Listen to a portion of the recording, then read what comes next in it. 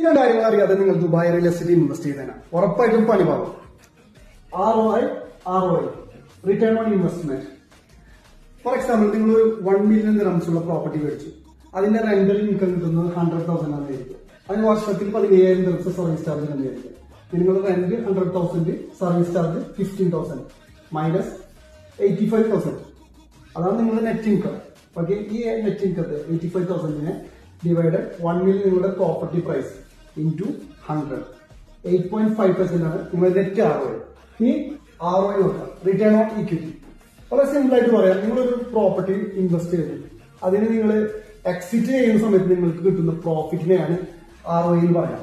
Okay, അത് 1 time income ആയിരിക്കും ROI എന്ന് പറയുന്നത്. ഫോർ എക്സാമ്പിൾ നിങ്ങൾ 1 million ദിർഹംസ് ഉള്ള ഒരു ഓഫ്ലൈൻ പ്രോപ്പർട്ടിയിൽ ഇൻവെസ്റ്റ് ചെയ്തു. നിങ്ങൾ പേ ചെയ്ത് 500,000 ആയിരിക്കും. അതിന്റെ റീസെയിൽ പ്രൈസ് 1.3 million. നിങ്ങൾക്ക് കിട്ടുന്ന പ്രോഫിറ്റ് 300,000. നിങ്ങൾ പ്രോഫിറ്റ് 300,000 ഡിവൈഡ് നിങ്ങൾ പേ ചെയ്ത എമൗണ്ട് 500,000 ഇൻറ്റു 100, 60%. അതാണ് നിങ്ങളുടെ ROI.